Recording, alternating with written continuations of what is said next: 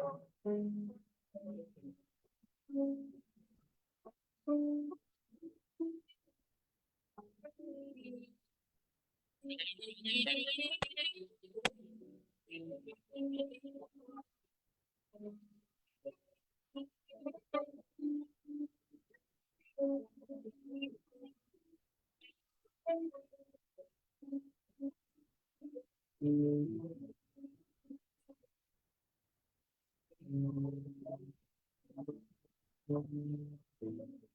can you hear me? Yeah.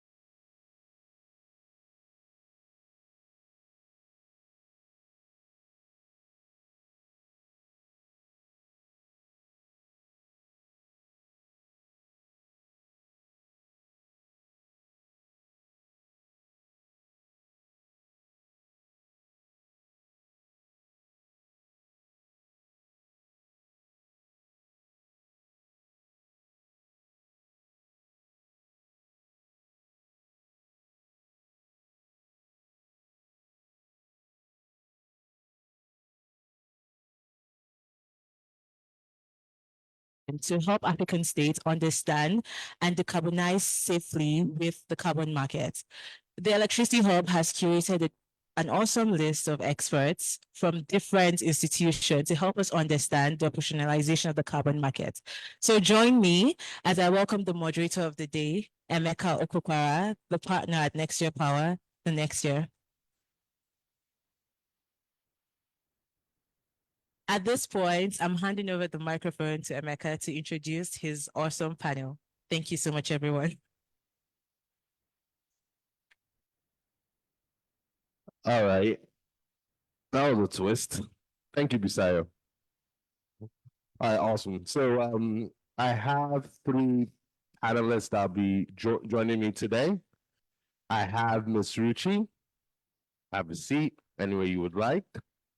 A round of applause, please. I have Dr. Jabril. Round of applause. And our third panelist, Mr. Tayo, is on the way. He ran into some issues with his flight from Lagos, so he'll be here hopefully in the next few minutes. But as a standard for us, we will go ahead and start, and he will join us when he gets here. So today's dialogue is quite interesting because we're all looking for a way out of this power sector how we've had over the past, I don't know, 60 years. But really, the green growth is something that we've looked at as a way to really potentially solve our issues. So the objectives of today's dialogue are four-pronged. Is to understand the operationalization of Nigeria's carbon markets, to explore local and international opportunities in Nigeria's carbon markets, to discuss the roles of stakeholders in developing Nigeria's carbon markets and to recommend strategies for economic development through the carbon market. So we will spend the format of this discussion will be the first 30 minutes or so we'll spend doing moderated discussion.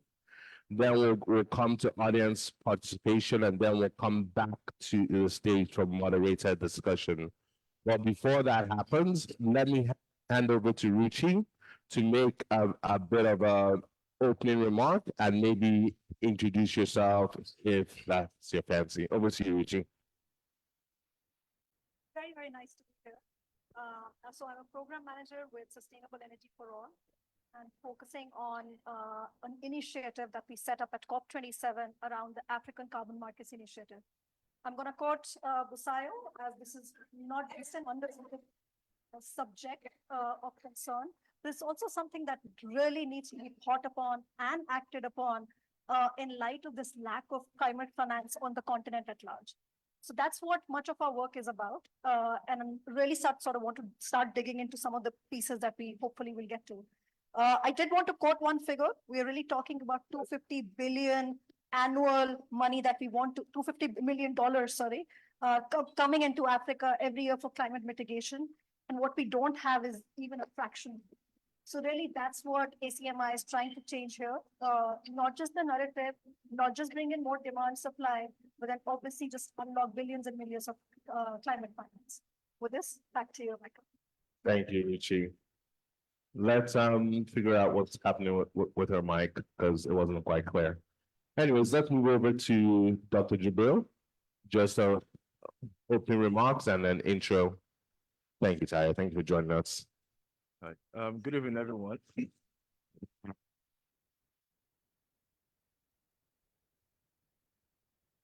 you hear me? Okay, good evening, everyone.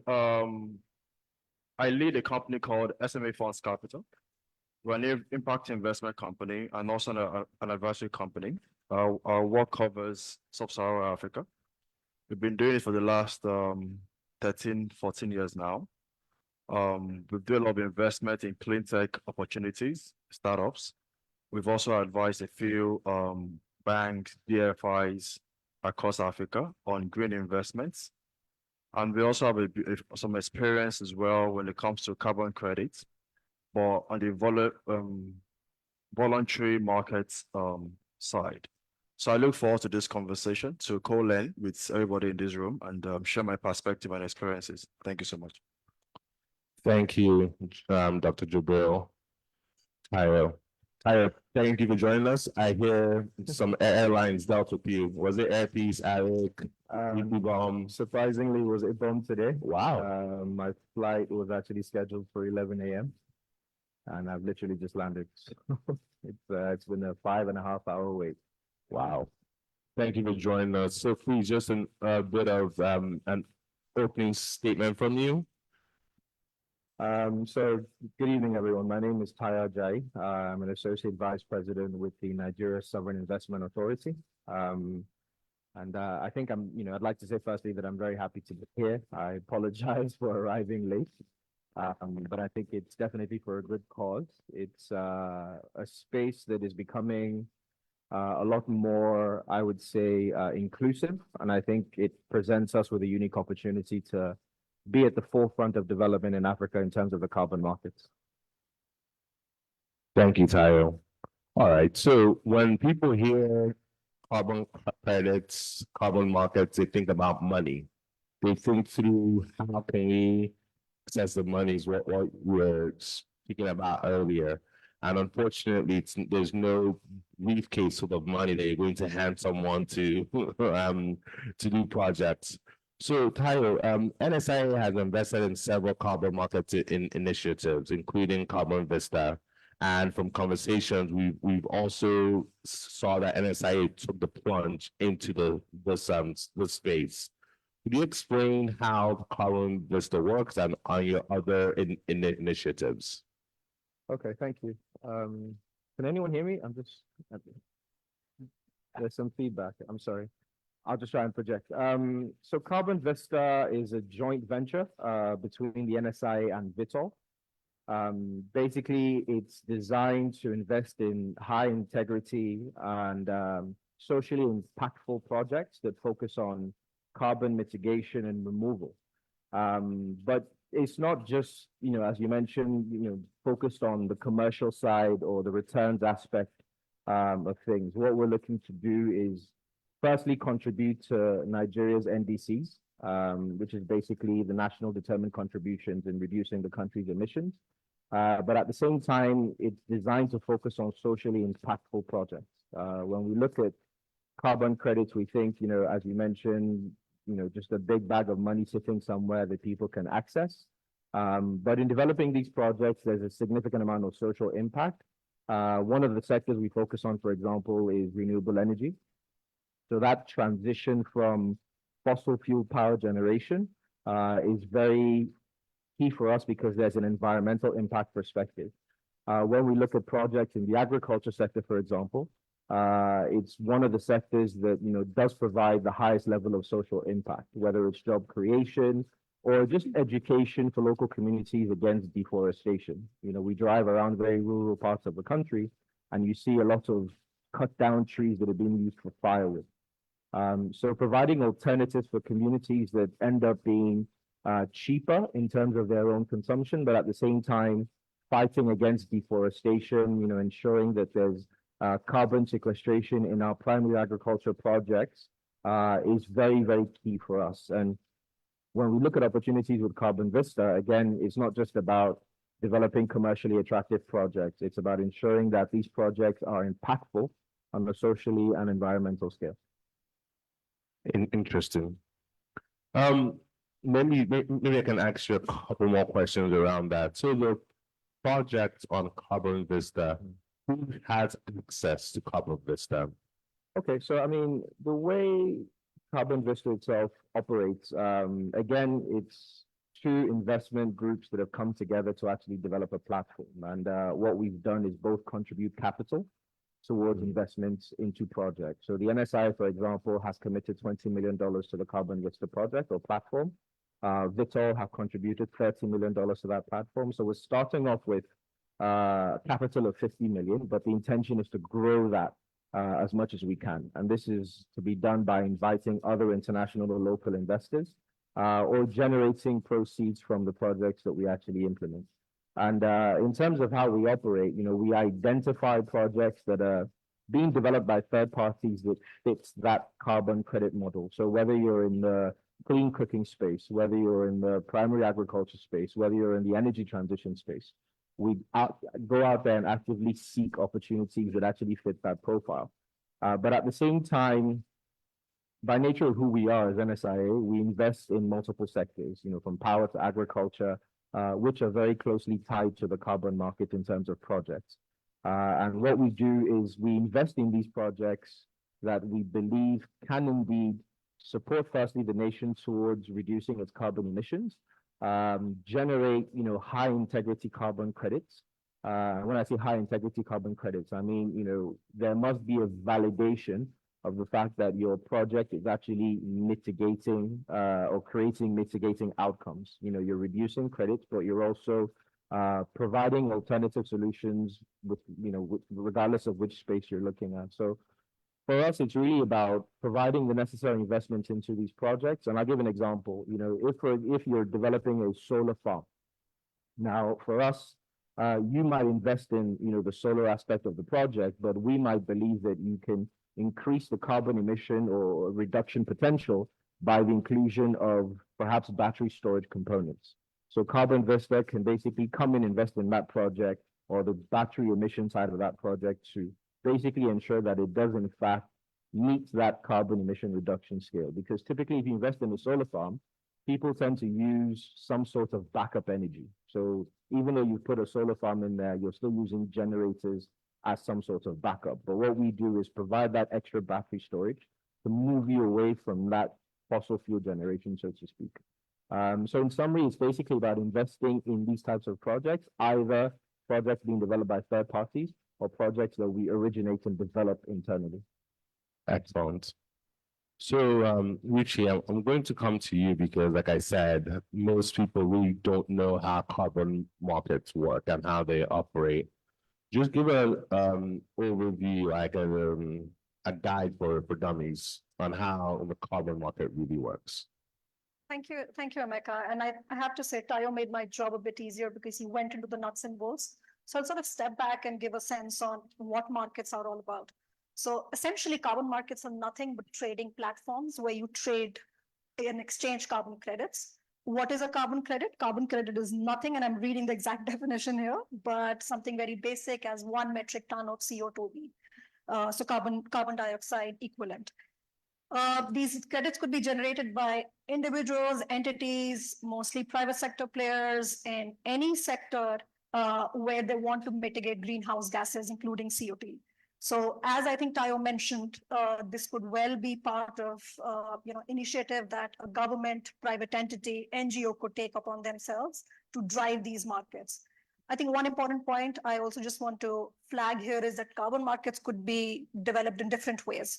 What we are seeing in Nigeria is very exciting at the moment because it would hopefully be an amalgamation of all these aspects. But essentially, there are 3 main types, and I'm not going to go into and bore people here.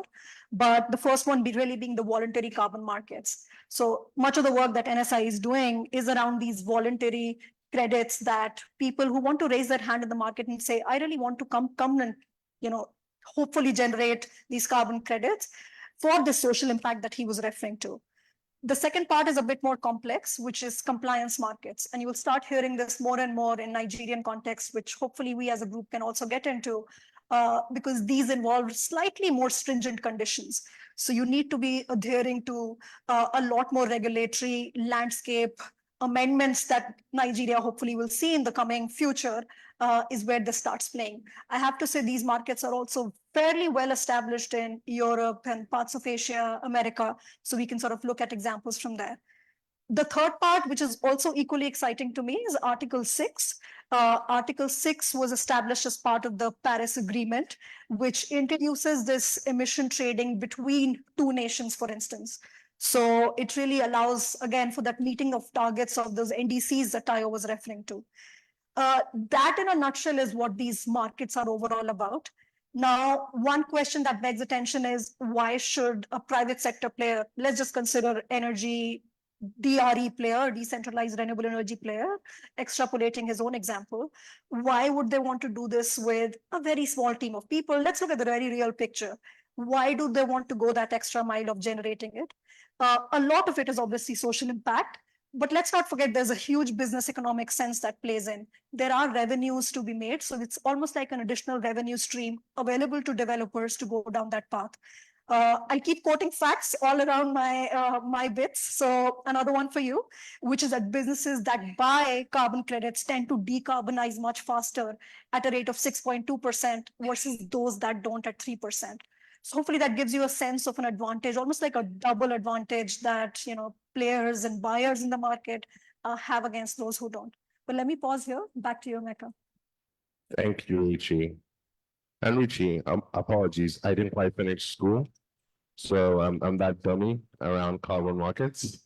So could we get into a bit of the nitty-gritty on how it really works? So I, as a businessman, let's say I'm into oil and gas and I want to buy carbon credits, or how does that work? I'll try to give a simple example, but then I'm going to call upon Dr. Jibril also, because he's one who's actually in the thick of things and has done this for many, many years. But essentially, let's say as an oil and gas developer, obviously, I'm assuming there is a sense of CSR responsibility that you feel, thanks to much of the work that you're doing. And that's why you start thinking on those lines in the first place.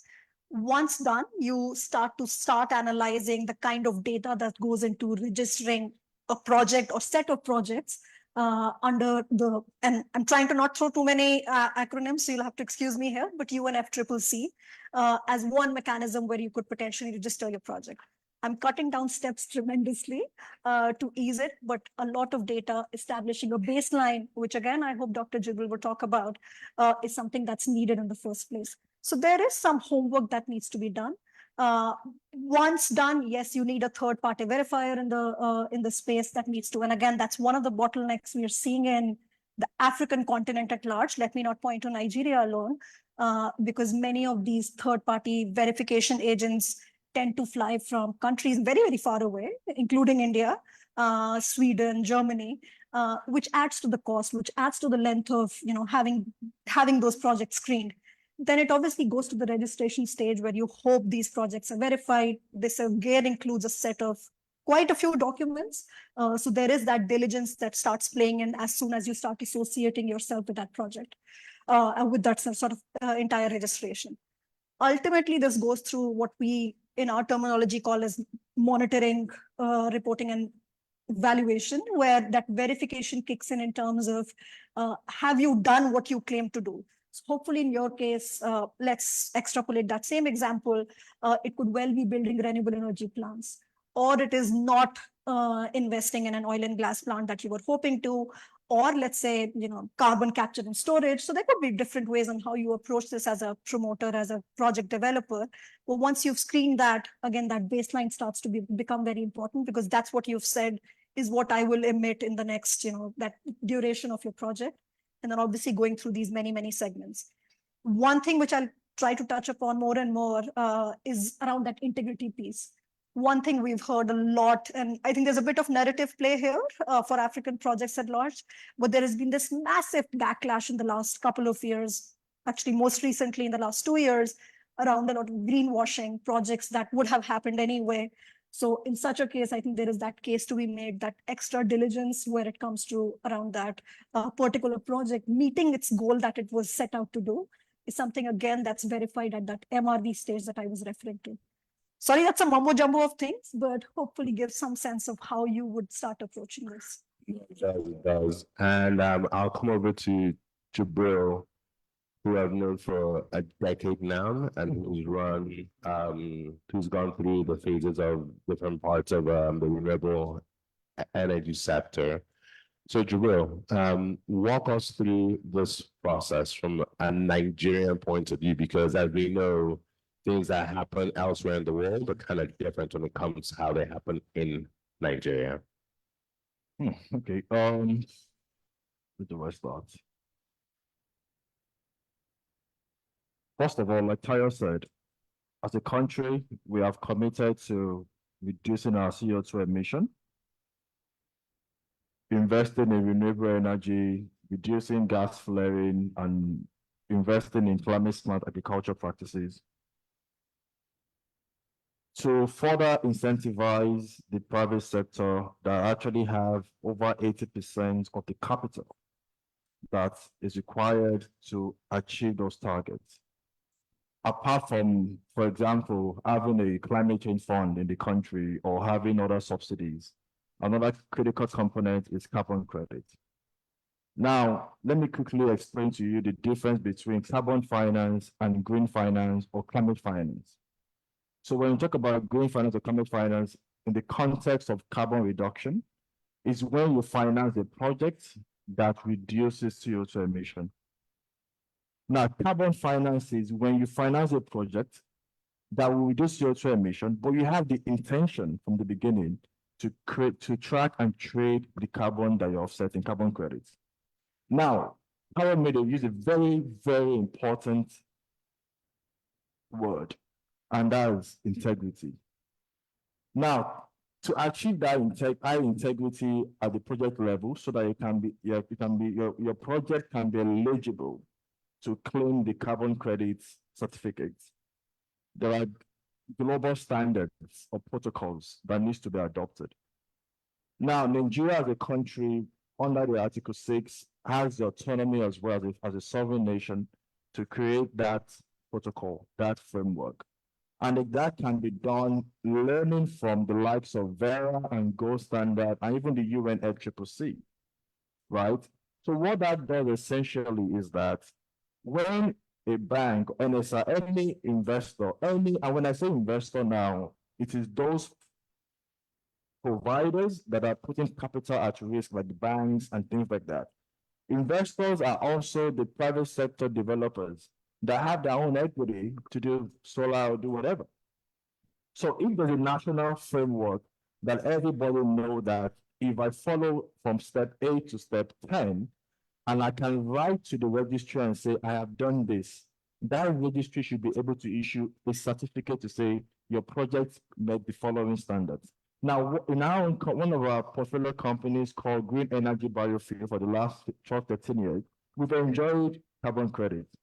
So what did we do? So we signed up with the UNFCCC, working with Vera and Gold Standard.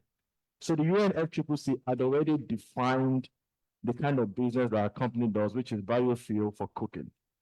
So they already defined what 1 liter would do. And because the cooking technology is offsetting kerosene or charcoal, right? So based on that, and then we also leverage blockchain for everything we do in our system. So blockchain essentially just allows everybody to track what is being done within your environment as a company. So the UNFCCC Gold Standard Vera, they have access to our platform to track how many liters of biofuel that we have distributed and sold across Nigeria and the rest of West Africa over the last 12 years. And what we also done is that we work with ambassadors or distributors that are women that also distribute this product for us, and they also benefit from the carbon credit proceeds. So we already have a figure that we've locked in with the Gold Standard and UNFCCC, and then we make our margin, and then we also then distribute the rest to our distributors on a voluntary market basis. Quietly, we don't really go out to announce it, and we'll be doing so well, but Nigeria actually should key into this because, like I said, is another important and strategic incentive to encourage the private sector to key into these NDC target that we've set for ourselves, which are quite ambitious but also realistic, and there's one thing again that Tayo said that we have to take very closely to our heart is bankability. Because sustainability is important, impact is important, but for capital to move, it needs to be bankable, commercially viable, and things like that. So those are the kind of things that we are looking at. Even the work we're currently doing for the Ministry of Finance with the Council of Climate Change on helping the government set up a climate change fund. But we've also put in there that carbon, a framework for carbon credit is very important, working with the various parties that the government wants to work with to make that happen. But one more thing that is important is this. We have to have patience. America made a good comment that there's no money. There's money, but there are processes to achieve that integrity and then to maintain that integrity and sustain it. You can do a 110 megawatt solar transaction and it's working. And in the first year, after 1 year, it's not working again. You've lost the integrity. So those are the kind that we have to look at. So for now, the framework is very important to enable everybody to know that I need to follow step 8 to step 10. And then after that framework is approved by the National Assembly, whatever way they do it, okay, people can now start to accumulate their receipts or the certificates, which you can then sell. And this thing is a commodity. The price could be 10 euro per ton today. Tomorrow it can be 50. So you can sell, you can hold. It can also serve as collateral for other transactions you want to do in the future. So there are all these possibilities that are actually there, but you have to be patient for the market. The market formation is critical. That is what will really achieve, enable us to achieve that integrity, which I have to emphasize again, that Tayo has mentioned. Thank you. Thank you, Jabril. And Tayo, I'm going to come to you around a question that we hear on the on-grid side a lot, on the traditional market side a lot, around attracting investments. So the conversation around privatization in the power sector is that we privatize at a point where investor confidence was quite low in the sector, and the only people we could convince to buy were people like us, right? We didn't attract any international investors. So given this new initiative and given the new structures NSIA is putting together, what are the ways to attract local and foreign investors into the space? So I think attracting investors, I think there really hasn't been a more difficult time to attract international investors, particularly into Africa. When you look at, the carbon market, it's still a relatively nascent market in Nigeria. It's something that people really don't yet understand. And, Richie made a good point around greenwashing. Everybody develops a project and thinks, okay, I can find a way to start to generate carbon credits and make it, additional revenue. But, we've all used, certain terms or words or so on and so forth, but I'll go back to that word integrity. Now, in terms of attracting investors, I think first and foremost, we must have a regulatory framework, right? There must be an understanding of what our carbon market framework or plan actually is. And, the government is, already making efforts to develop this framework. Our COP28, the president announced the constitution of an intergovernmental committee that was supposed to focus on the development of this framework. Now that committee consists of 9 members, one of which is the NSIA's managing director. And, for us, we bring something unique in the sense that we have an understanding of the ecosystem and investment environment, but at the same time, we're developing projects. So we understand what it takes to actually get these projects done in line with the methodologies that have been spelled out. So Dr. Jibril made a point about there are certain steps that need to be followed in order for you to actually have carbon credits verified, by the likes of Gold Standard or Verra. But what we are trying to do is basically, show international and local investors that there's a partner out there that is willing to actually put their money, as they say, where their mouth is, right? If you're going to invest or attract an investor without willing to put your money on the table, you're not creating a lot of confidence, and what we have done is, despite this framework not necessarily being completely developed, we're already putting our money out there. We're working very closely with, the NCCC, which is the National Council for Climate Change, letting them know on a step-by-step basis what we're doing, where we are we in line with what we like to see? And, very recently, the NCCC issued a letter of no objection for one of our projects, and that was largely based on the methodologies that we had followed in developing that project. So in terms of attracting investments, I think it's important that we create a conducive environment for investors. I'm speaking on the international side now, because if an international investor is coming into Nigeria without any clear framework as to how these carbon credits are generated, the overall intention really is to trade these credits, right? And if there's no, clear plan with regards to how you generate these credits, how you go ensuring that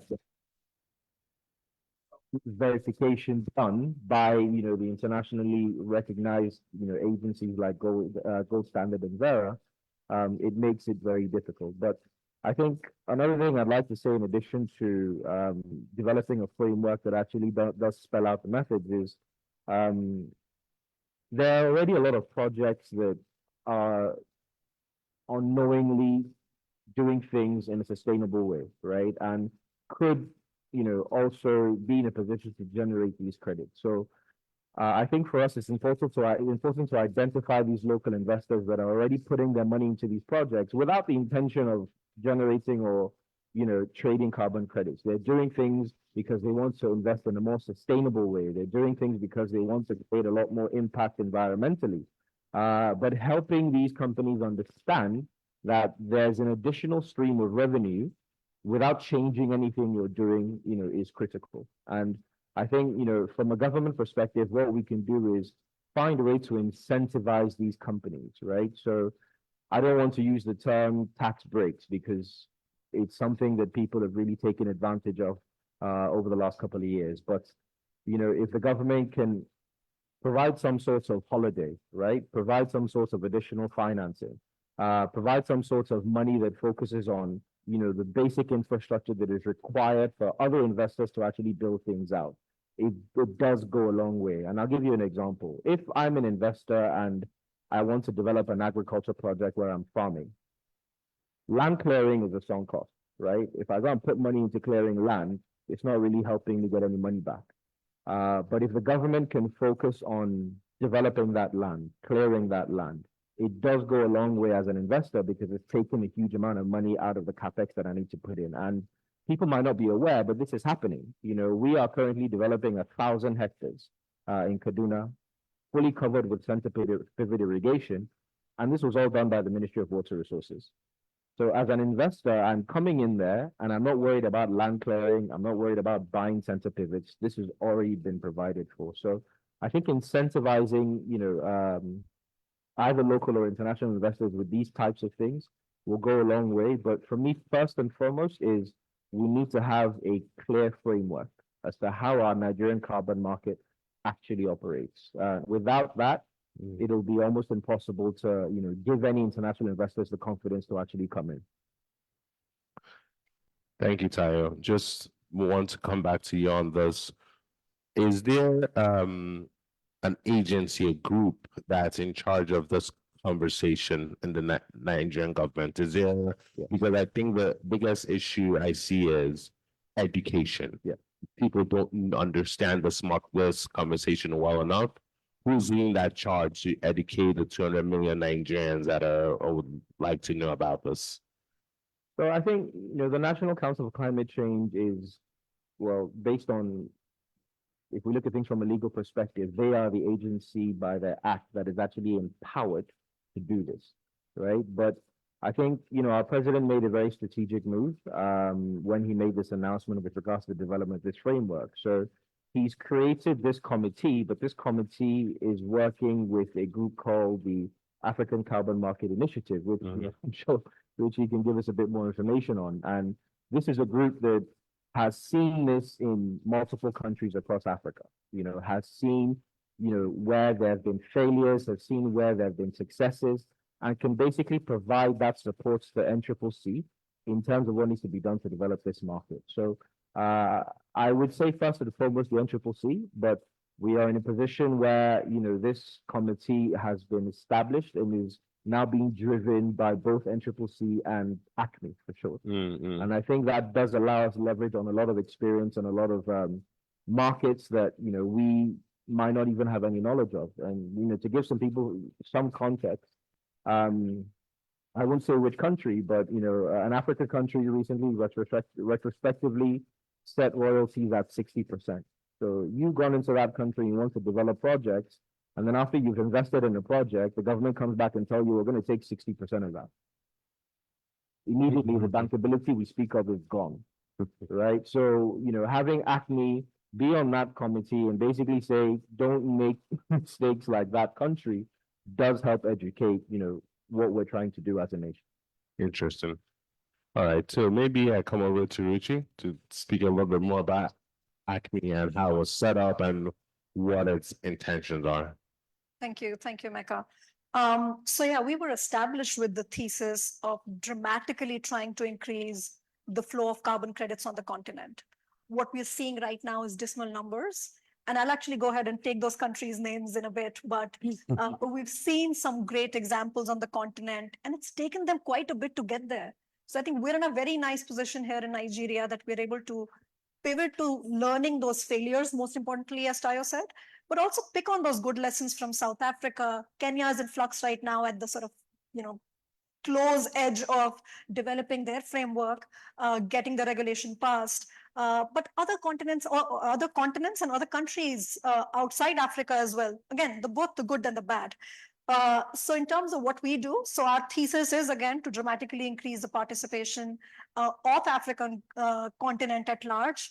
Definitely a couple of countries that have made most advanced requests to ACME, to African Carbon Markets Initiative, include Nigeria, Kenya, Rwanda, Ghana, Mozambique, Malawi. And that's just to give you a sense of these immediate priority countries for us. But there are 21 other countries who've actually submitted their formal submission to us saying, essentially establishing that carbon market framework, if you will, what Tayo was referring to. So when we start talking about Nigeria, and I'm digressing a bit, sorry, Emeka, on that, is that question, so how do I start? And when I joined the team exactly a year back, and I'm from the energy sector, so talk to me about details. I thought it was a very, very basic question. A lot of people actually head us to Carbon Vista, the cutting edge thinking they're doing. But some of my very close developer friends, private sector, they're asking, we've seen one example in Nigeria and we've seen another example in Kenya. So what do I do? And that to me, coming from the energy sector, which is so well established, was a huge stark in terms of that basic not being there. So this is what we are doing here. We've broken down our thinking and originally our thinking into three main segments. So supply, demand, and intermediation. And I'll get to the third part in a bit, which is a bit more complex, but hopefully we'll not spend too much time there. So one is on the supply side. Again, that takes me back to the private sector. So who is developing these projects? Are there enough of them? We started mapping these developers on the continent at large, and there were no more than 100. Which to me is a huge stark in terms of the potential Africa, let alone Nigeria has. So that tells you that developers, private sector investors are already doing some of these things right Mm. and don't know about this revenue stream. And that led us into a more of, picking up this flag for carbon markets and saying, we want to start thinking about the narrative side of things. Can we start establishing ground rules through that framework, but can we also start educating people about this? You and I may know about this, but a regular person on the road, as you said, does not. And some days part of my job really is about picking that phone up and saying, hey, you as a mini grid developer in Lagos are doing fantastic work. And I don't know why you're not thinking about tapping into carbon credits. And I'll get to that in a methodology front in a bit. But they're like, yeah, but we're like 5 people. I don't want to spend one person's time doing this. What's my next step? So these are the kind of very basic questions ACMI is coming to help think through on. And I'll also get to the bigger picture here. The second part, as I mentioned, is the demand. So through our work with NCCC, as well as FIRS, we are developing what we refer to as a Nigeria Carbon Market Activation Plan. Mm. It's a fancy word, but it means nothing but a blueprint for the country. So what, how, where, how do things really get operationalized in Nigerian context? Can we have that answer in the next couple of months? My firm belief is yes, because we've seen a lot of these ministries, a lot of very dedicated people in the Nigerian bureaucracy step up and say, yes, we want to start thinking this.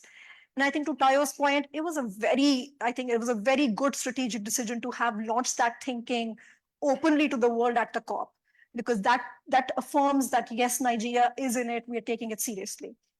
I think I've covered most parts of it, but I think just want to highlight some of the work that has happened in the last year and a half of ACMI being established as well. So I mentioned the country market activation plan. These are some of the countries we focused on, 7 to be precise, and many more to go. I have to say we are a very small and mighty team, but small in the sense that we also want to make sure that what we are working on is in line with our vision overall. A second part, which I think Dr. Jibril actually really mentioned, is that matchmaking. So it's all well and good to establish plans, blueprint, everything that I'm saying so far, have these projects on the continent. Who's really buying these credits? I have to say NSIA and Carbon, through the work in Carbon Vista, is one of those very lone examples we are seeing in the sector who are coming and taking that gamble. They believe in this, so they're out there. We're not seeing more examples, or at least the number of examples we really want to see here. So this is where we have started talking to a lot of investors and think the likes of Netflix, Apple, and Microsofts of the world that we want to bring into, let's say, Nigeria, and say, this is that list of 100, 200, 300 projects all across different sectors. So not just energy, which I'm focusing on right now, but nature-based solutions, agriculture, what you will. And these are projects that we stand by as having transparent information, that integrity, which I think all of us are dwelling on a lot. And can we bring those buyers to the space and say, let's have that matchmaking be happen. We have gotten $1 billion of commitment from the likes, $1 billion, yes, for all across Africa, from the likes of ETG, Nando's, the chicken company, Standard Chartered, and they've established that intent. But let me just pause there and say that intent is great, but it really needs to translate into that commitment and that money flowing in. But again, that's a great signaling by these handful of companies to say, we are ready to invest in Africa, show us the projects. And that for me is my last point. We are helping develop that compendium of projects, bring that capacity of the private sector developers, through capacity building and so on and so forth, to really bring them to that next level where, again, a standard chartered can say, oh, I want to buy these projects from a Zambia, Tanzania, or a Kenya or a Nigeria for sure. So let me pause here and hand it back to you. Thank you. When I first joined the sector, we were doing 4,000 megawatts, right? 10 years ago. And 10 years later, we're still 2008, 3,000. So when you see buy projects and really get more projects, it makes people like me here who's like, well, when will this actually happen? So Jabril, as far as the pathway, ACMI was launched in Kenya, I believe. Yeah. There was one fancy event. The VP was there, the former VP was there. It was really nice. But when will this actually start happening? I don't know, but I'm gonna give particular recommendations, but that's the way I think, right? We need a national aggregator for carbon credit. Mm, And honestly, not because Tayo is here, NSI is well positioned from the post principle standpoint of a sovereign wealth fund, right? What is a sovereign wealth fund? If climate change will kill us all, right? Okay, so it's very important they play that kind of critical role. It could be in partnership with IFRS to be able to get to everywhere across the country. And what is this aggregator going to do? It could have a seed fund capital that would incentivize on the spot developers or investors that cannot wait for the long time, right? You just lock in the price because before you lock in the price, of course, like my colleague said, Richie said that the supply and demand, you must have been able to secure the demand side for some premium, right? Okay. So that you can offer someone, you discount their own stuff and then you pay for it. So this is happening in California, for example, right? So if you buy solar panels in California through any solar company, you know how much carbon credit you get. Every month, every quarter, every year, from the get-go, right? I know how they work. Definitely someone is discounting the price of the carbon. Right. And again, what that also does for us is that by the time an NSI FIRS can aggregate such certificates at a discount, by the time they now sell in bulk, they can also be able to have better negotiation with those that will buy it. So for example, in California, they're also very much interested now in nature-based solutions, afforestation. Germany is interested in solar projects, EVs, and things like that. So what that kind of aggregator will also do is to leverage technology. I always say it can be blocked, whatever technology you want to use or software you want to use to be able to track how the emission reductions are happening online real time. But honestly, what that also does is that NSIA just have that kind of technology with IFRS with the framework to engage with the market. And then they take care of the burden of getting the carbon credit sold at a very good price, which they can do as a sovereign wealth fund. Right. So those are kind of practical recommendations I will put on the table. And to do this, we can be having that kind of an entity that will focus on this kind of endeavor, but it's very practicable. It's something that has been done across the market. Just know that whenever you hear anything about commodities, someone is in the middle aggregating always at the discount. So we just need to put our set capital, and I can guarantee you a lot of DFIs will put money in such transaction. And the government can even issue a carbon credit bond. Something I'd like to do something our company issued the very first corporate green sukuk in Africa 3 years ago. One was solar. The very first green sukuk in Africa, actually. So we like to do things like that. It's doable. So that kind of green bond proceeds can be used, right, to do what? To capitalize that fund. We can also leverage what we call the debt for climate swaps. A lot of countries in the islands are using that instrument to, instead of getting dollars to pay to their foreign investors, right?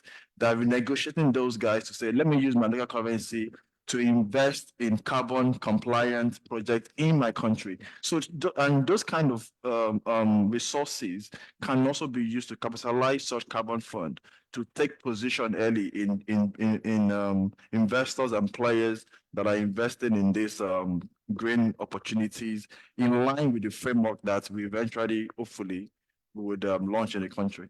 Hi, what do you think? I think it makes perfect sense. I think we at NSIA, we tend to focus on what we know, right? When we don't know things, we're very, very quick to say, look, we're not really sure what's going on here, help. And this is really, why we look for a partner like Vitol to establish Carbon Vista, right? Vitol is a company that is very well experienced in trading utilities, and having a partner like that allows us not really have to worry about the trading of the carbon credits. Our job is to, like I said, create that conducive environment, identify the projects that meets, the criteria, have followed the appropriate methodologies, and can then generate these credits. And, for companies we're investing in, projects we're investing in, we're not simply saying, here's the money, go and develop your project, we're going to take all your carbon credits. That company retains a share of that carbon credits. We assist that company in trading those carbon credits. So it takes away that extra burden of having to then figure out what to do with these credits when you've generated them. And really, it's our model, at NSIA. But like I said, we know what we know, but we're very, very quick to say, we don't know things and ask for support from the people that have that experience. And working with FIRS, working with SE for All and ACME, working with NCCC, we're trying as much as possible to bring all the stakeholders together, ask all the questions, whether they're difficult questions or easy questions, everything's on the table. And I think in doing that, we can create a holistic solution for the nation that then allows us not only develop these high integrity, projects, but also be able to plug into the end, which is seamlessly trade, these credits and then generate the revenues that in some cases are targeted from the get-go. And in other cases are simply, someone discovers that there's an additional line of revenue that can be generated. But having said that, I think I go back to the greenwashing term, right? A lot of people are starting to do this, right? Okay, I'm doing a project and, I can make a little bit of US dollars by trading or generating carbon credits. Now, it's important that as we develop this framework, there's also hurdles, right, that need to be met, because we don't want a situation where people just cook up some story and come and tell us, oh, we've done this fantastic project, we want to start trading carbon credits. There has to be certain criteria. And I'll give you an example. One of the methodologies for renewable energy is you must have registered this project within 12 months of starting construction. Right? So your project can't be operational and then 2 years later you come back and say, oh no, I want to come and claim carbon credits.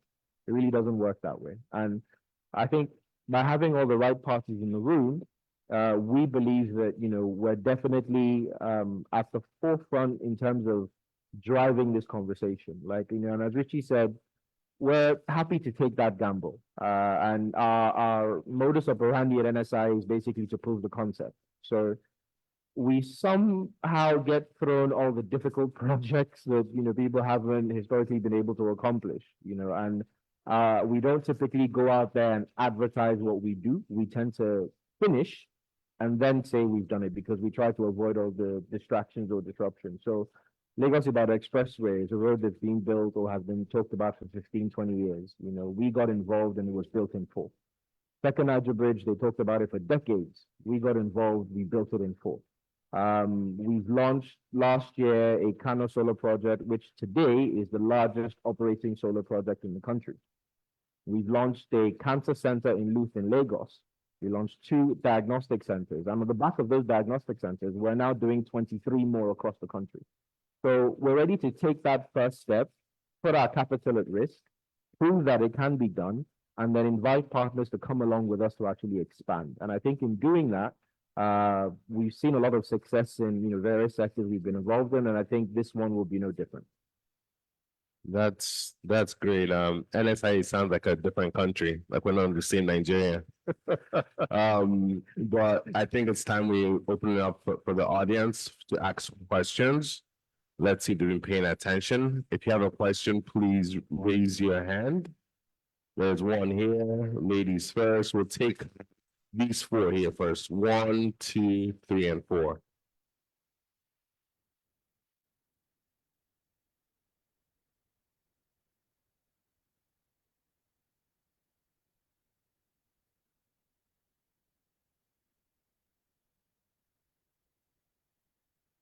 Good evening. Thank you to all the panelists, first of all. My name is Itoro Atakpa. I'm the founder of a sustainability consulting firm called GreenOrg Strategies. My question is really about how carbon credits can be leveraged by smaller projects in the Nigerian context. Because really, when we're talking about Nigeria and the energy transition, we're leaning more towards distributed renewable energy, mini grids, microgrids, et cetera. Small projects that might only have, 30 kilowatts, 50 kilowatts. So when you have a project like that, your emissions reduction is fairly small relative to a carbon credit, right? A carbon credit corresponds to 1 ton of emissions reduction. And at least in my experience, or from what I've seen, those who are purchasing carbon credits are typically large corporations who are looking for a lot of carbon credits, right? So if you are a developer of a small project and you only have a fraction of a carbon credit, it will be very difficult, if not impossible, at least in my current understanding, maybe you can clear it up, for you to be able to then sell that to someone who wants to purchase, yeah? So I'm curious what you think is the best system to enable, let's say, residential or small commercial developers to be able to sell their carbon credits, if they should be aggregating them, maybe putting them into a bank to be able to sell them in bulk as part of like a cooperative or a collaboration. So essentially that's my question. How can we really get small and mid-sized developers involved in this market? Thank you, Ito. We have one behind you. And then we'll come to you, sir. Good evening, everyone. My name is John White. I'm the founder of a small startup that focuses on giving students the ability to order for tricycles on campus. And we are trying to implement the use of electric tricycles on campus to, number one, reduce cost and to reduce carbon footprint in the environment. So we have been facing funding problems like the electric charging infrastructure. One of our problems, to get them is very expensive, and we have been facing we have been facing funding issues on that, and we have been trying to talk to about companies that are into electric tricycle companies and others, but we have not gotten a breakthrough, either one something on that. So we have been, how can we apply for carbon funding, carbon finance and carbon credit? Thank you for that. We'll go to the gentleman in white. Thank you. Good evening. My name is John Kadiri. I'm a consultant with Our Farmers Value. Next year, just to thank you for the good work you'll be doing, mine will be a comment. About 12 years ago, I was involved in a project with a UN carbon mechanism for CAR, carbon emission reduction. Ruchi, you tried to define what carbon reduction is. I just checked today, a CAR is about $2 to $3. So there is money to be made. But there have been issues, especially in Nigeria. Emeka, you were asking the Nigeria context. This project was a power project. The power project was to take 90 million scf of gas per day, 3 turbines, to generate 450 megawatts of electricity. At full capacity, the 3 plants will now go on steam mode and generate an additional 200 megawatts, making it 650 megawatts of electricity. But the Nigeria system we know was such that two of the turbines never worked at any point in time, not to talk of the third turbine working before you go into the steam mode. We were only able to generate carbon credits for the first 2 years, 650 CAR. We ran into difficulties. The rules have been set by UN Carbon Development Mechanism, not our rules, just like we are trying to develop now. It's expensive to get that credibility that we want using those rules. We spent all the time, got the certificates. It was now time to sell. How do you sell? We got registered with an international company. Internally, the process of having the agreement with all the parties involved took about 3 years. We couldn't sign a contract. The price fell. The cost of the verification, we couldn't even recover if we were to sell. The credits lapsed.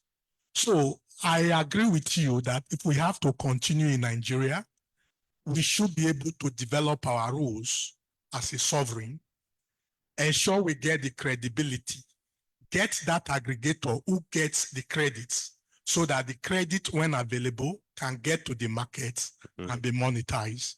That would be my comments. And thank you, Nestia, for always providing the opportunity for people to ventilate. Thank you. Thank you, sir. David?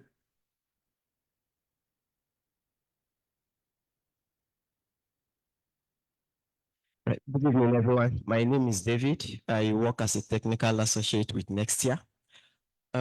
My first question, anyone on the panel may answer it. At what price are you currently selling this carbon? Because I have heard discussions around, none of you mentioned the price, and I know that the price varies across the continent and even different countries. My second question to Mr. Jubril, you deal on biofuels and you talk about distribution.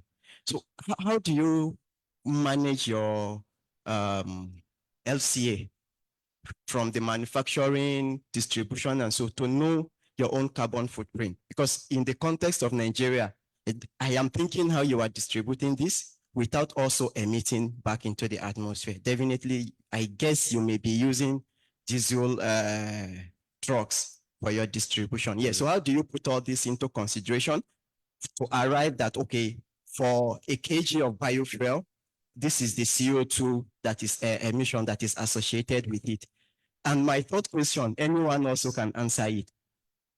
You are talking more about startups, companies that, or new investments. What of old investments like, okay, let's use the refinery as example. These people are already emitting. I know that there are maybe some certifications. If you exceed beyond what you are giving, then you have to pay. How do these people come into the market and how do they benefit or get penalized for it? Thank you.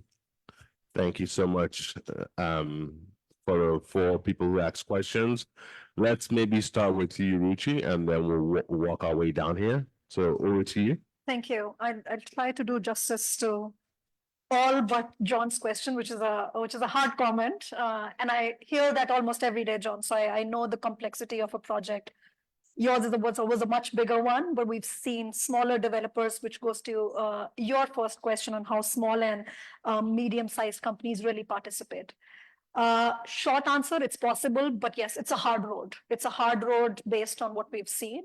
It will take a lot of, and I use this term pretty often, mind space commitment to even venture into this. You've established the additionality, which we didn't get into a whole lot of detail, but I think all of us refer to it in some parts. Why do you want this revenue stream? Is it just an element of an additional unlocking of investment, which is a good answer anyway, or there is a social impact to it, which obviously means for the longer term, it does require that short-term hard work, but hopefully translating into much longer benefits. Something we've been thinking through, and I have to say not actively working on, is that aggregation of projects. So in how it gets practiced in play, I think I'm hoping rest of my panelists can give you a more practical answer. but that may be your best bet in terms of bunching all the projects and hopefully, thinking this through how this is done. On the second question, I don't know if you were there when I was rambling about the carbon credit process very early on in the conversation, but this is something I'm very happy to speak on the side, give you a download of how a project developer can start thinking about this in the first place. Do you even want to go down that path? We would obviously, all of us sitting here would love that. But just in terms of what it entails, what is the data that you need to think through? So you are ready as a developer to start looking into this market on the voluntary carbon market side is something I'm happy to sort of, go into detail with you separately. John, I hear you again. We didn't touch upon this in great detail, but many issues, and this is not just Nigeria specific, I have to say, plague the market, both in terms of the narrative, but also these huge costs that we've seen. Something again I mentioned earlier, and you mentioned this yourself on the audit side of things. These VVB companies, standard setters, there are huge costs for a developer to go through any such process. So this is where we are also trying to see how we can build that capacity of developers. How can ACMI come in and think of a greater tool? And again, just be able to be of most advantage to the developers, be able to relay that issues to, let's say, the likes of Gold Standard and Veras of the world, but also more practically speaking on a day-to-day basis, how can we alleviate those concerns? So this is very good for me to hear. Final point on the pricing. You mentioned $2 to $3. Yes, we've seen single digits, and I'm happy to give you some sense of more numbers. I would say they go they can go up to $20 to $22 is what we've also seen per ton. Obviously, markets in parts of Europe go for much higher. And this is a conversation we, again, as ACMI have picked up on a somewhat muted note, but a very aggressive note on that, around that pricing parity, right? Why should African projects not be able to get that same value for money as projects in other parts of the world? So we're talking about this, we are thinking about establishing this. But it again comes back to that chicken and egg problem. We need to see more projects delivering that transparency, that credibility, with that whole North Star of integrity in the first place, that we're able to do that. So I think there's a lot of onus on each one of us in the room here, both on supply demand side, but also as many different stakeholders play into this market around this. Sorry, Emeka, I took much longer, but I have fun. worries at all. Joel? Boss has received hampers from either your bank or your customer, how many of us, Christmas time or Salah time. How did you feel? Fantastic. Fantastic. That's the way I would recommend we see carbon credit. And let me explain what I'm trying to say. The reason why the person that gave you the hamper, the bank, the friend, because you might suspect or preempt that they will give it to you, but that's not the reason why that your friend or your banking with them. Am I correct? So therefore, if you're going into investment in green projects or carbon compliant projects, the reason why you're going in there is not because of carbon credit, is to ensure that transaction, that investment is commercially bankable, that we call viable, that we call bankable. Okay. Now, for you to be eligible to actually trade carbon credits, the minimum is 1 ton. And my lady, my sister, you said it so well. To get to 1 ton is not easy. Let me just tell you, it is not easy. That's why at our own level, we aggregate and then we offer that discount. Jonas, that's why it's so important, an NSI or whatever it is, we can aggregate and say you've only done 0.510 ton or whatever, or 0.00 ton. But it will take 5,000 naira. Then every year that will make sense. For people that travel a lot, when you use a credit card abroad, there's a lot of it's a reward-based affair, right? And maybe after a year or two, you can qualify to buy a very nice TV, for example. You're like, oh, cool. But that wasn't why you see. So that is the way we see it. But you also made a very valid point, my lady, about small projects, what goes to developer, what goes to the very valid point. And that is what goes into the framework, right? That would detail granular, what this and this and that, and that is what I can say to that. On the issue of the biofuel and transportation, so let me also explain that. When we do solar, a lot of people talk about the fact that the way we manufacture solar to emit carbon. Yeah, they have a point. But ladies and gentlemen, when you're saying baseline study, the baseline study is specific to the sector and the existing activity in that sector. Nobody's asking about the supply chain or the value chain. Nobody's asking. So if you're into biofuel, the baseline emission study is that currently they're using kerosene or charcoal or firewood. Nobody's talking about what are you using to transport it. Now, if I was going to go into an electric transportation system now and I want to change to, then that is now where I would do that. Are you following what I'm trying to say now? So we focused on the cooking, the activity itself, not the logistics around it. Okay? So just to clarify, you're saying that regardless of the source that's used, you still have to transport it anyways. Exactly. For example, EVs. Do you know how to charge EV vehicles?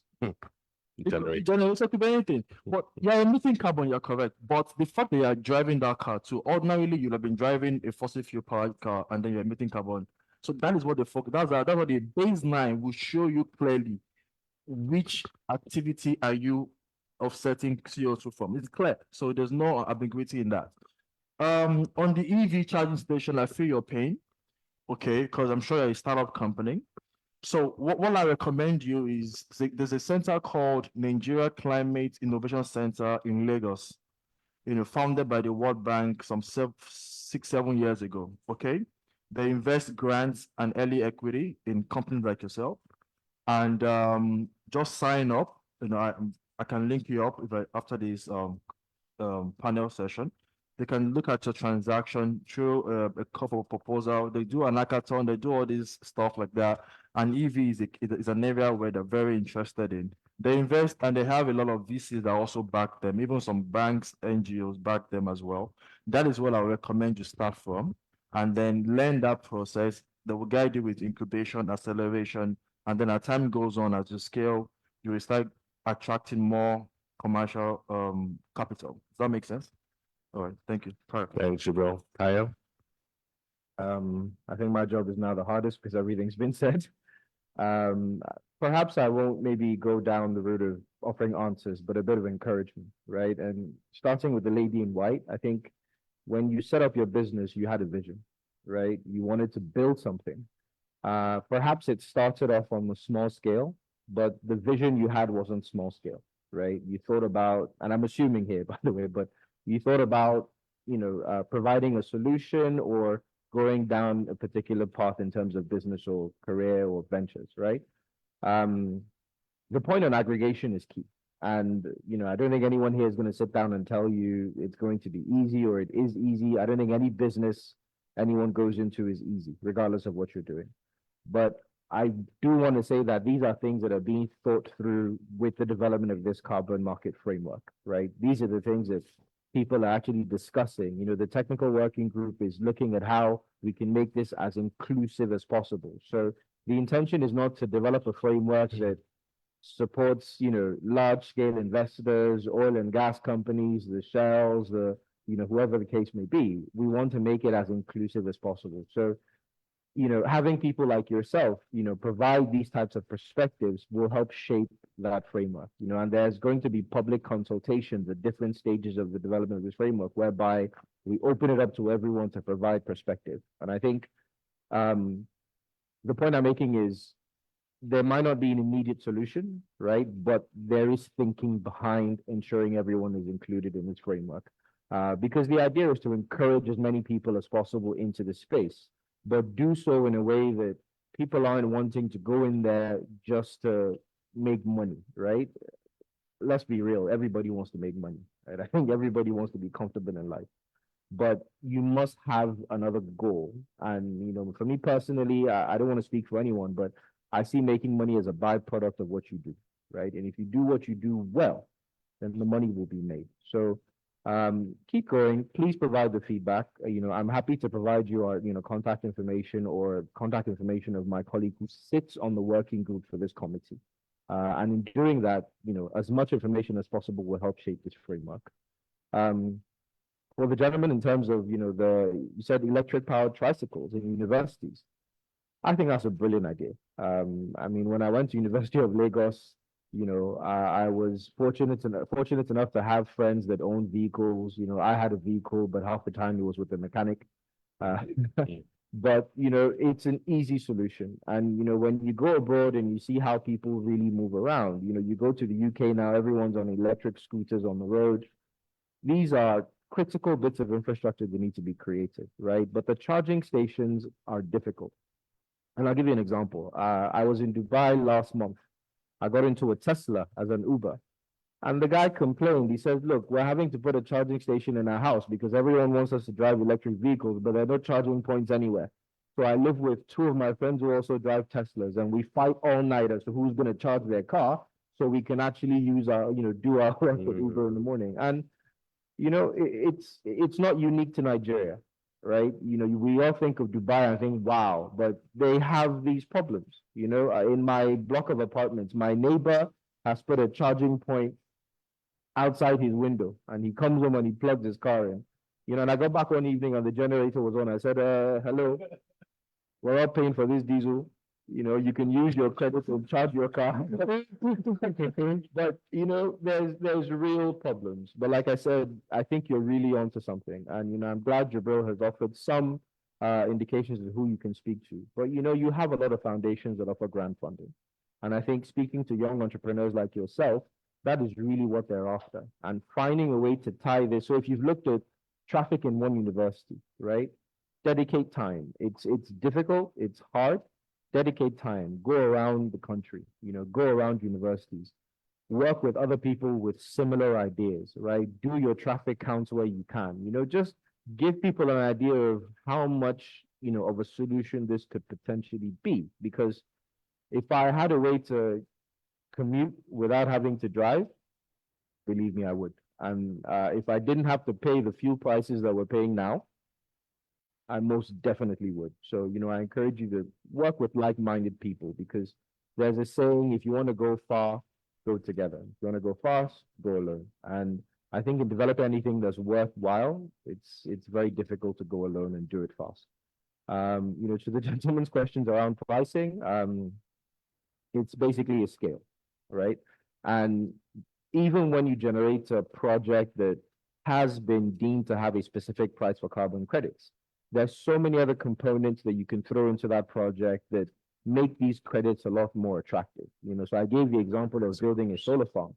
Now, if I build a solar farm and my solar farm gives me power for 14 hours a day, what happens to the other 10, right? If I have to put on a generator to run the other 10, then I've destroyed all the carbon credits that I've generated for the 14 hours using solar panels, right? So the inclusion of battery storage technology is the efforts that are being made. There's CNG trucks today, right? They don't operate on fuel or diesel. And I can assure you, with diesel prices at what, 1,600, nobody wants to continue to use diesel trucks, right? There are companies coming into the country that come and sit with us every day and say, look, I'm doing CNG trucks. How can we work together? And what we're doing now is looking at how we could start to use flared gas to support these industries, right? We speak about power, and I would ask you guys not to quote me, but I read some research recently that says Nigeria flares enough gas to provide 3,000 odd megawatts of power a day. That's insane as far as I'm concerned, right? And if you can find a way to tap into that, then if I have the capital and I have the network to go and develop a gas flare project, I will develop that project and think about how I can power CNG trucks. Because I know that everybody in FMCG or anybody who's in transport or logistics is trying to run away from diesel, right? So it might be a process that is thought, from a commercial perspective, how do we make money from this thing? But the impact that one creates, there's a project that I developed in Nasarawa State. There's no grid power in the area. Very rural, no access to electricity. That project, we're using 60 to 90,000 liters of diesel every month. Now, when I developed this project, diesel was 250 naira. It made sense. Now, that project could die if I don't move away from this, right?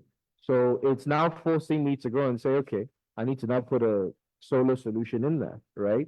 But in doing that solar, putting in that solar solution, I'm now thinking, okay, this is significant energy transition. If I'm reducing diesel consumption, that volume, then it's an additional revenue stream for the business. Now, the intention is not to move away from the core function or objective of this business and focus on carbon credits, but it's a no-brainer, so to speak. And I think as things evolve, and the truth of the matter is this is definitely an evolving market. This is child is still being, it's still being incubated, so to speak. We have a long way to go, but I think everyone has a role to play. Whether you're a small scale business, whether you're a large scale business, everyone has a role to play. And we have been very vocal about the fact that this framework needs to be as inclusive as possible, right? We're not developing a framework for the rich or the wealthy or the large scale conglomerates, right? We're developing a framework for Nigeria.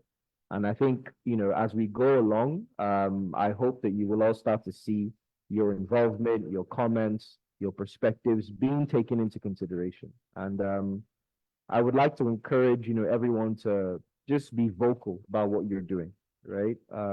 There's not a lot of Nigeria is looked at as a very entrepreneurial country. People don't want to go and work for anybody and wear a tie like me and do 9 to 5.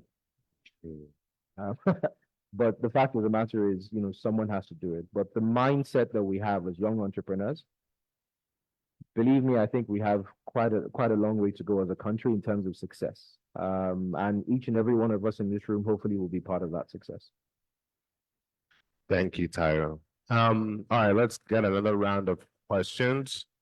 I see one here, one in the back, and let's start here with the lady. Hi, everyone. Good evening. My name is Damilola, and I work with Apex. So in Apex, we have about 450,000 smallholder farmers in our network. And according to research, we've seen that organic carbon credits like the ARR, soil carbon, and blue carbon generated more money in 2023. So I want to know, how can our farmers play into that? And have you worked on any projects in the agricultural space? Excellent. So to save time, I think that was specifically for Ruchi or who? I can Point to take one that. person. I can take that. Yeah, Tayo. Okay, excellent. Keep going. There was a question right there. Yeah. Thank you very much. My name is Peter Okedia. I own a newsletter where I discuss energy issues and help readers understand the energy sector better. I also work as a consultant with Fortress Consulting, an energy consulting firm. So basically, my question relates to measurement. I understand that what gets measured gets managed. There was a time I finished a course, I completed a course on carbon markets, introduction to carbon markets.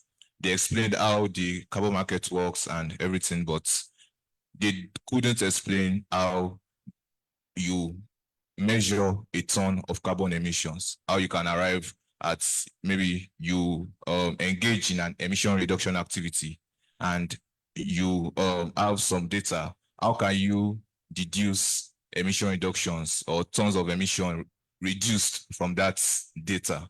So I did another course that relates to calculating carbon emissions, and the formula they gave, it was a whole lot of mathematics, and I am a law student. I don't really know maths. So I had to go through the rigor of learning, but I found a gap. There's an element called emission factor that organizations or entities publish based on certain parameters. So to use that emission factor, it has to relate to a certain activity data. That emission factor, I don't think it is applicable to the Nigerian society in the sense that the measurements used there and the parameters used there are not kind of do not correspond with the activity data we have in Nigeria right now. So upon finishing that course, and I posted it on LinkedIn and all, my guy was like, I have my family land at my village, and I think it can be used as an emission reduction project. How much can I get from my family land? Because it's a bare land, and then, you know, forestation is a kind of emission reduction project. So that was the idea. I was trying to explain to him that, okay, there are procedures to this, but he didn't get it. And I felt bad that I couldn't solve his problem at that moment. So is there a way we can localize calculation of emissions that would be applicable to the Nigerian society? So that's the first question. I'm sorry. The second question relates to the concept of additionality when considering projects that qualify for carbon credits. Additionality, as I understand, means that, okay, if you have a project and the emission reduction for that project could have happened even if you didn't initiate the project, then you can't qualify for carbon credits from that kind of project. Also, it happens when there's a regulation already on, let's say, solar power plants, and you go on to establish a solar power plant and thinking you get carbon credits. No, you won't get carbon credits from, because there's a regulation on it already. So the concept of additionality, how do we apply it when assessing our own little emission reduction activities? Let's say I ride my bicycle to work instead of driving my car to work. You know, it's a kind of emission reduction activity which I could actually get carbon credits for. How do you now apply the concept of additionality in this manner? Then the last question, I'm very sorry, relates to Dr. Jubril. Yes, you mentioned that you have involved in various startups that are generated carbon credits and all. So I was wondering, you did this without any framework, any governmental framework. And I think this presents a conundrum of innovation before regulation, or regulation before innovation. So what do you advise startups that would like to do what you're doing? What do you advise they do in that instance? What kind of procedure do you think they can do in the absence of any framework? Because it will be very dangerous if they start a project and then the government regulations come on and their carbon credits are revoked or somehow. So how do you edge and circumvent around the absence of a framework? Thank you.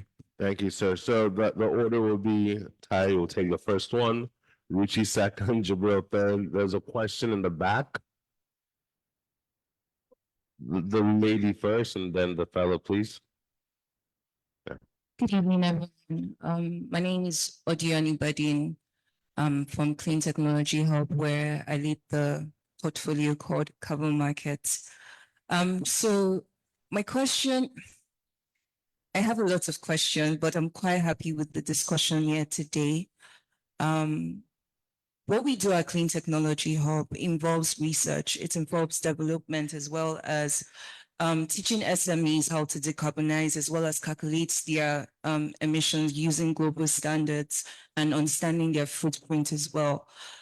To go a little bit technical, I was in a conversation last year with the National Council of National Council of Climate Change Department, where I think what we got to understand from that conversation is, on the grounds of Article 6, they will be involved with both the compliance and the voluntary markets. Tyler talked a lot about frameworks and ensuring that we have stringent frameworks for the success of carbon markets, especially in Nigeria. I'm a patriotic Nigerian. I would like to say that I'm a patriotic Nigerian, but it's an issue where there's transparency already. We don't trust. We're not very trusting people. And we have seen that a lot of people, even in my sector, are not very accommodating to the idea of carbon market, just because they're not aware or they don't know, they don't understand, and there's too many technicalities and terminologies that's, it's confusing. So education, like it was rightly mentioned, is a problem.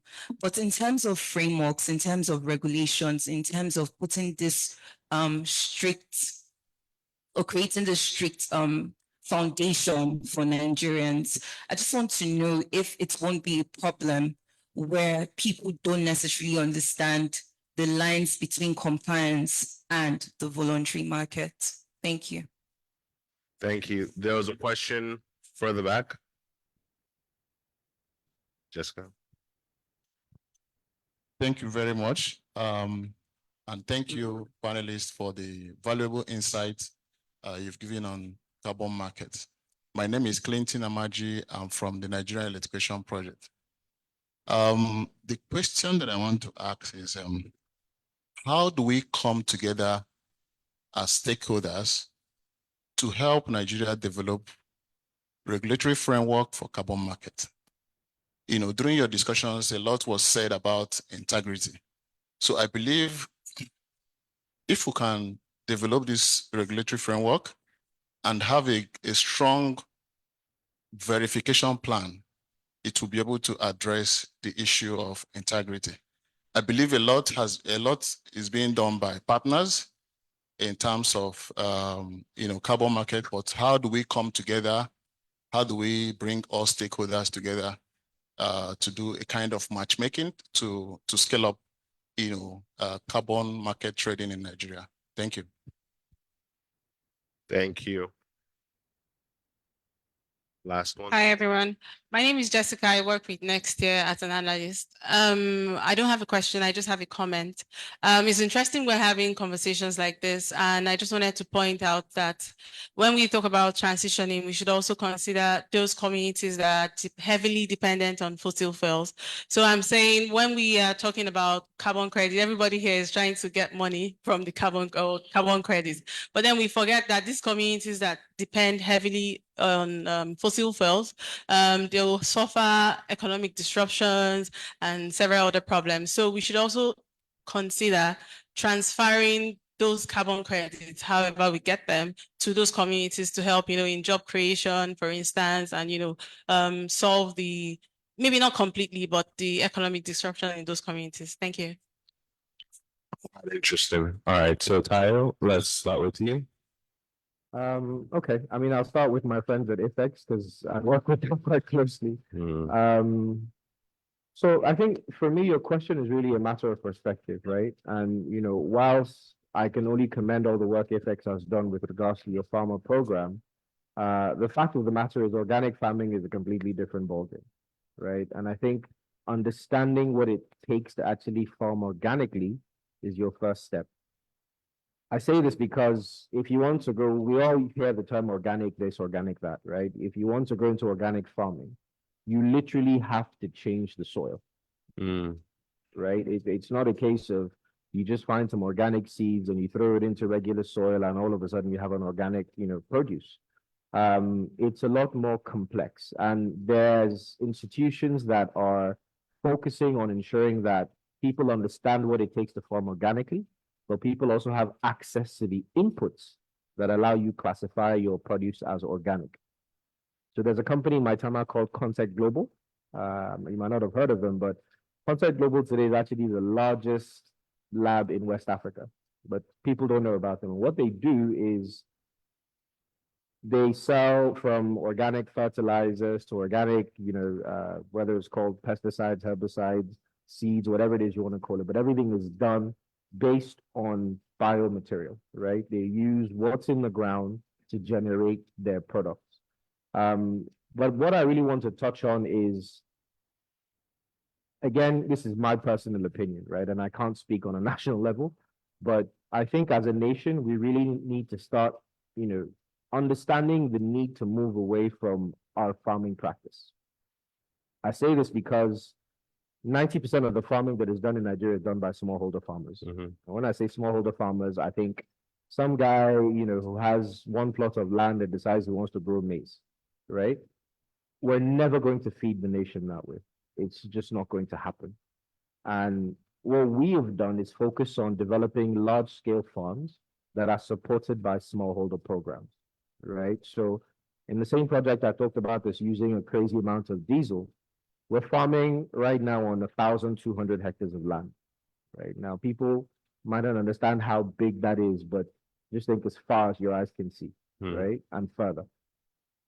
1,200 hectares of land, when we started that project, we spoke to all the communities, come and join our smallholder farming program or our outgrower schemes, right? And, the lady that just finished asking the question touched on a very important point. We don't trust. In Nigeria, unless you see something, you don't believe it, right? So we're talking to the smallholder farmers and we're saying, come join our program. And they say, no, do you know how long my grandfather has been farming? What are you going to come and teach me? Right? And what we did was, okay, here's 5 hectares. These are all the inputs you need. Go and farm. We will farm. And then let's see what happens at the end, and halfway through the cycle, they're peaking. Their maize is looking nice. So what's really going on there, right? And we started off with 20 people registered for our smallholder program. This was in start of 2022. Today we have over 600. Wow. Right? That project is farming maize, soybeans, and we're hitting yields of just shy of 6 tons per hectare. The national average is about 1.6. You guys probably know a bit more about this than I do, right? Our smallholders are hitting 4 tons. So I think we need to understand what our farmers want first of all, right? Before we start to look for opportunities to innovate, because innovation largely comes out of necessity, right? I don't think we're at a point in this country where we can start to push the smallholder farmers to start to think organically, right? And I said, and Dr. Jibrin made a point earlier on, if you're going into a project, you really shouldn't be going into the project because you want to generate carbon credits to sell, right? There must be an objective for your project. And as a farmer, if I want to run farm to sell carbon credits, I'm in the wrong business. Because if you're not patient, don't go into agriculture, right? I head agriculture for NSIA. I can tell you, don't do it. If you're looking to start making money next year, you might as well set your money on fire. It's not going to happen, right? And I think as we educate our farmers to use the right practice, first of all, then we can start to think about organic. Then we can go down the road of carbon credits from organic produce, all right? So whilst I appreciate the question in terms of you can generate more money or more valuable credits by farming organically, the truth is we're simply not there as a nation, right? And what we are doing is trying to ensure that the farming practices that we're implementing, like on our farms, we have sensors in the ground that are telling us how much water this plant needs versus what that plant needs. It's high-tech stuff. And it is because of that that we're seeing the results we're seeing. As a smallholder farmer, you can't do that, right? But what I can tell you as a smallholder farmer is use this seed variety against that, right? Use this fertilizer against that. Farm in this location against that. And I think as they start to, because the truth is a farmer will only farm as much as he can sell.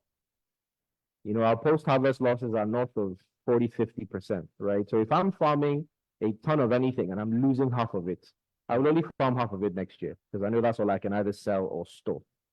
So I think in educating our farmers to go organic, I think let's leave that with the large-scale farmers first, and then support the smallholder programs, And I'm not saying our model is the best, don't misunderstand me, but it is worth, right? And we're seeing results. And you guys have a lot of smallholder farmers. One of the topics in our country right now is food security.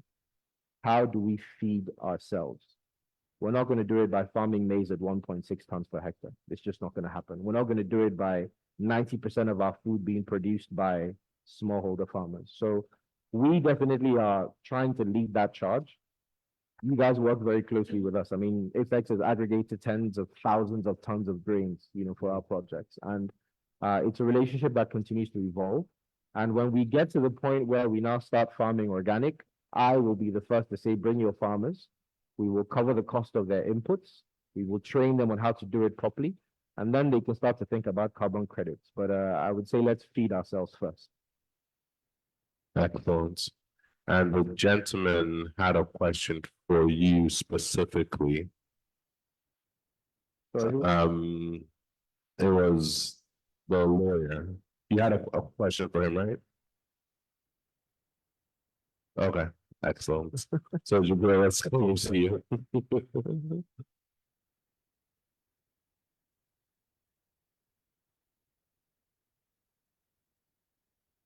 You had like 4 or 3 questions, but yes. Okay, so the first one, one of them is calculator, right? So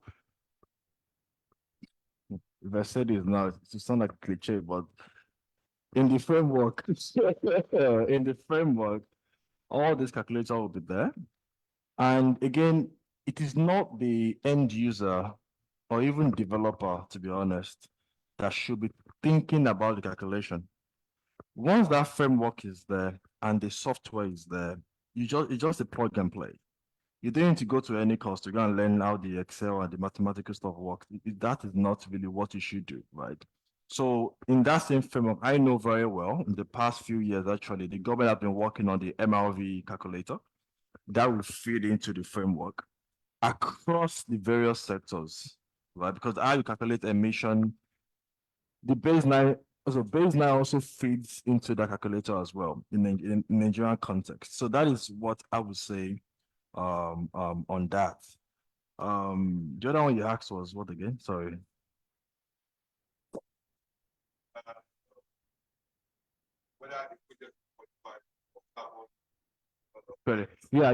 Yes. Like Tayo said, there are best practice and protocols and processes on how this didn't work. I understand what you're saying, but unfortunately, there's already a market and the rules of the market are currently being formed. And in that formation, structure is important so as to achieve, I like what you said about that high integrity. Okay, but the other thing again is how do we democratize this process? So in that democratization as well is back to what the lady in white said, right? For all these micro projects, right?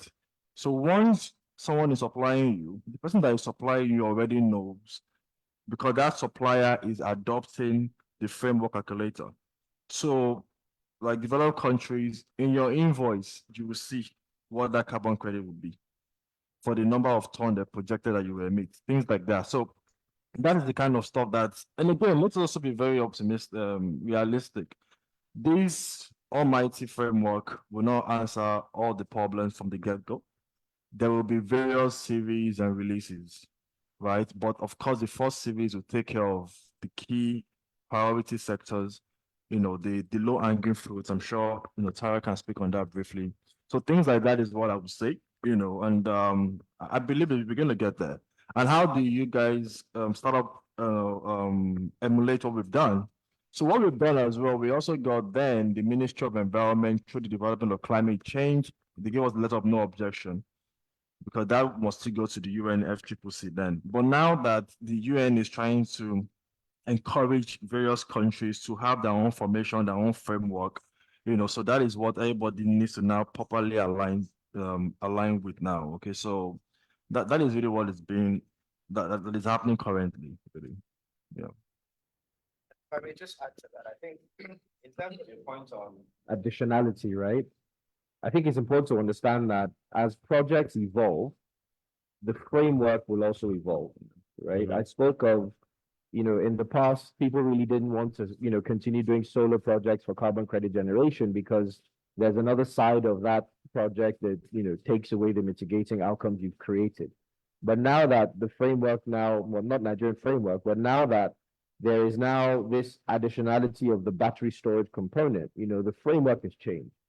So it's an evolving market, and as the projects that we're actually involved in evolve and their reasons or requirements for additionality, I think the framework will take into consideration these changes, and there will be changes that not only encourage people to, go down the road of that making that additionality, but I think ensure that the rewards are actually there for doing that. Excellent. Uchi? I think everything's been said before, but I just wanted to come back on that calculator. I'll differ from Dr. Jabril here, as Excel is my best friend. So by that virtue, you're my friend. So I'm very happy to sort of take you through the thumb rules, etc. But let me sort of pivot to a more serious response here. when not to reveal my age, but when I started 15 years back, that's how I started to sort of dig into this space in the first. But to know that I spent 2 years learning this through my master's.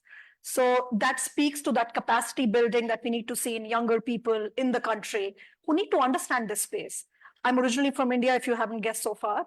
And I spent my education studying energy markets, carbon markets, going into a lot of details, taking up first, second jobs, which had to do with CDM modeling. So I'm a hardcore nerd who would love to answer a question like that. But to Dr. Jibrill's point, you don't need to do that. There are online calculators. But what you mentioned speaks to a vacuum in the space that you're not able to access those quickly enough. And I think this is where some of us come in. We're very happy to guide you, take you through that process once we know that that's a big missing piece in the market. So definitely capacity building at the right level, getting more younger people interested in the space. What we've been thinking at our end is it's sometimes as basic as a career fair. And again, that's how some of my friends in the space in Kenya, even the States and India started really, where there was some random booth at an energy conference. We said, let's just go and pick a flyer, and you learn more and you want to know more. And that's how you get interested, or maybe not, but that's how you learn more. So I would say, just sort of being open and having universities implement a curriculum. We again at ACMI are thinking where that can be that South-South collaboration. We partnered with the Paris School last year to offer a 3-day free training to many stakeholders, the private sector players in at least a few countries where we operate. So that's why we're trying to bridge that gap. So very good to know of that vacuum. I guess, second point on additionality has already been covered, so I'll not go into it. But I forget who asked this question around how do we come together as stakeholders? I think this is a beautiful example right here. I don't think I can point to many people in the room who I interact on a day-to-day basis. NSIA has been one of our, through Carbon Vista, one of our investors in thinking through the Nigeria activation plan. So I know of his team members, but I don't know many of you. So this for me is a great start that when we as ACMI start thinking of building together a coalition, we're already in the process of doing that, but building together a coalition, being inclusive, bringing very different, varied mindsets, viewpoints. That's where that sort of invite goes out from our side to include people like yourselves who are grappling with some very real issues. I think Tayo's gone into a lot of details about some very basic things, but these are very real practical issues that me and my team members are sometimes asked on a daily basis. And I have to be honest, we don't have the answers, but we as a group collectively have those answers. We can at least think through what may not work in the Nigerian market. I think between us, we also know what will work for the Nigerian market. So I think that space, ACMI is working very hard at building this, making this a very inclusive plan.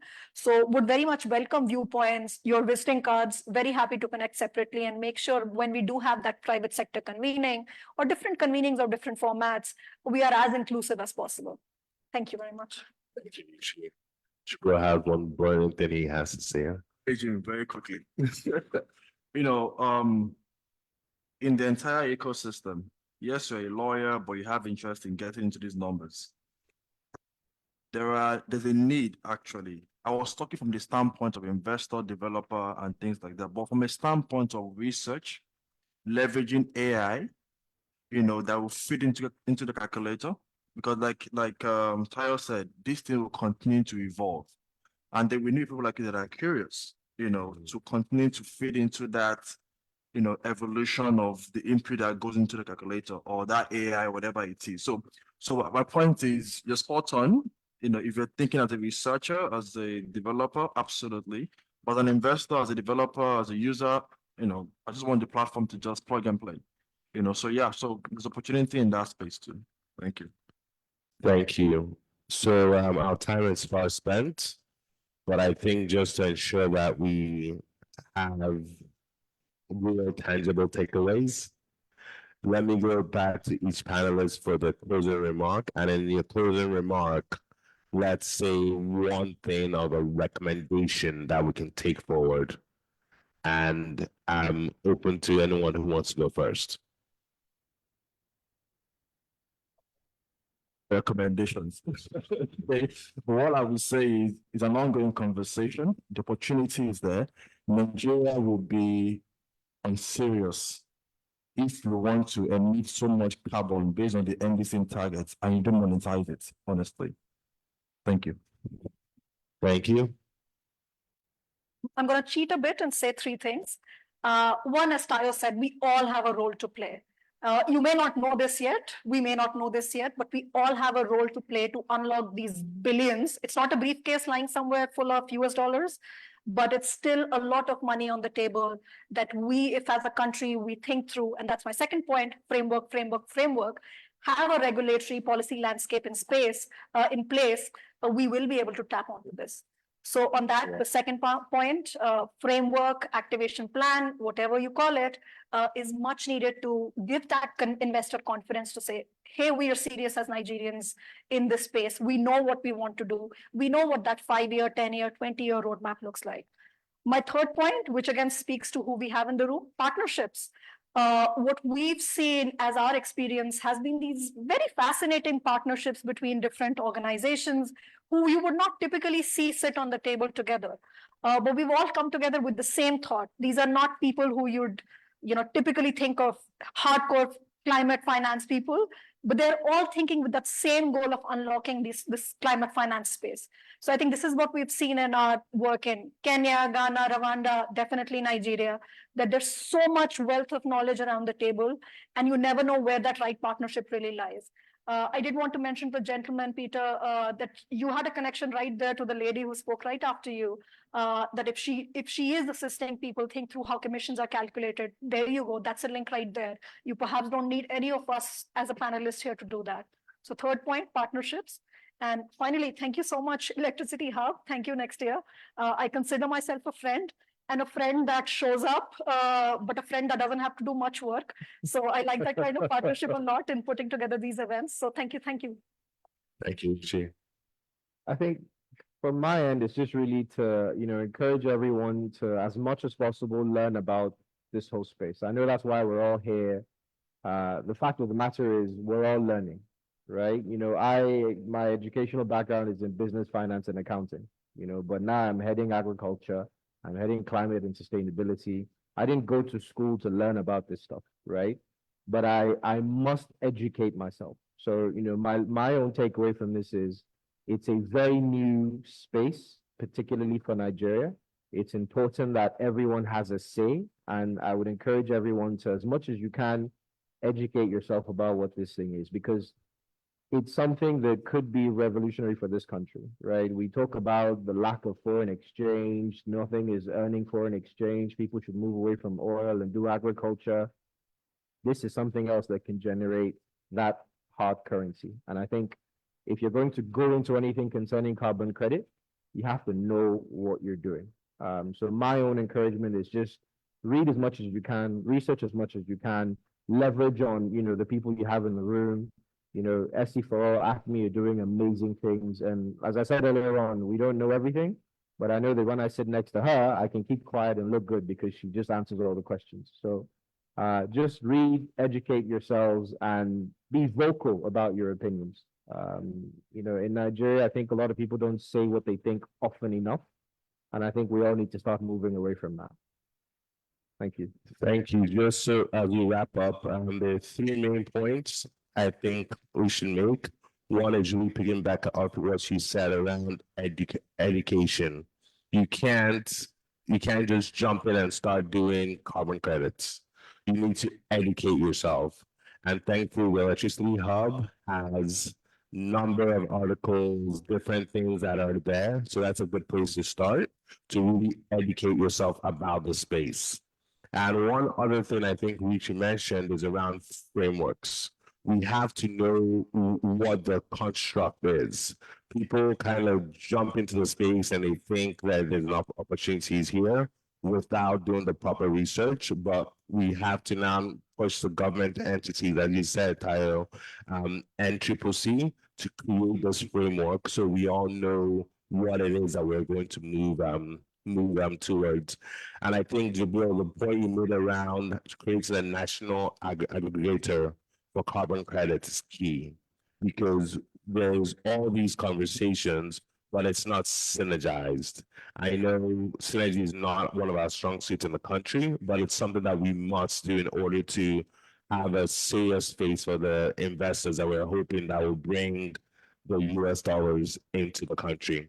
So on that note, let me invite Blessing to give us our closing remark. Blessing, over to you. Thank you so much, Emeka. Please, a round of applause to our panelists. They did a very wonderful job. We did a justice to the topic. Thank you so much. I think one key takeaway for me is that everyone has a role to play. So must all be involved, in the decarbonization journey. Sorry, excuse me. And then a round of applause for yourselves, please, our participants. Thank you for joining us. Thank you to our online audience also. Thank you for joining us. Thank you for taking your time to be here, to discuss this very important topic. Please ensure to network. I think that's one of the major reasons for this program. Please do well to network before you leave here. Follow us on all our social media platforms at the Electricity Hub so you can get updates on the future dialogues. And please make sure you take your refreshment before you leave. Thank you so much and see you at the 93rd Power Dialogue. Do not miss it. Thank you so much, everyone. Have a wonderful evening.